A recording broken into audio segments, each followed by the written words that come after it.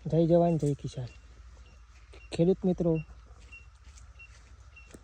તમે યુટ્યુબ પર સર્ચ કર્યું હશે કે પપૈયાની ખેતી વિશે, તો પપૈયાની ખેતીના અંદર તમને 15 નંબર અને તાઇવાન 786 આ બે પ્લાન્ટની જ માહિતી મળતી હોય છે.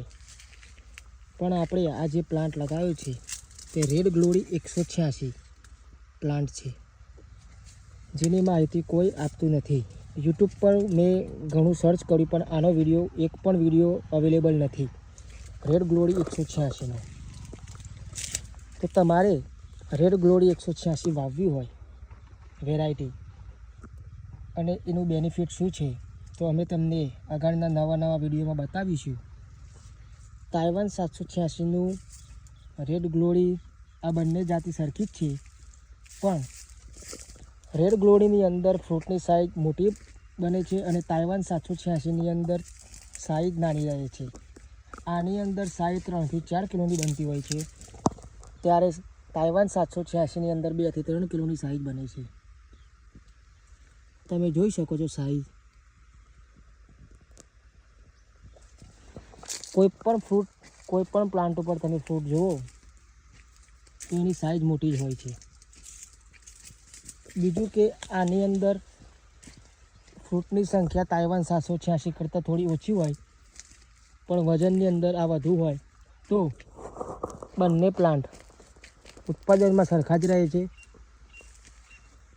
અને બંનેનું ફ્રૂટ મીઠાશમાં એક સરખું જ હોય છે. તાઇવાન 786નું ફ્રૂટ થોડું લાંબુ પ્રકારનું હોય અને રેડ ગ્લોરી 186નું ફ્રૂટ ગોળાકારનું હોય છે.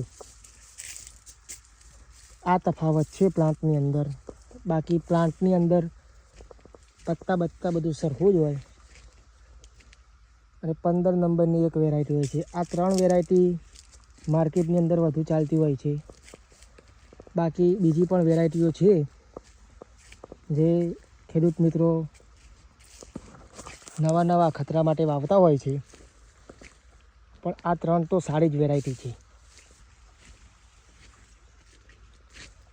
રેડ ગ્લોરી 186ના વિડીયો જોવા માટે અમારી ચેનલને સબસ્ક્રાઈબ કરીને રાખો, જેનાથી અમે કેટલું ઉત્પાદન થયું, શું લીધું, અમારી ટ્રીટમેન્ટ બધી જ વસ્તુઓનો અમે વિડીયો બનાવીને મૂકતા રહીશું. Thank you.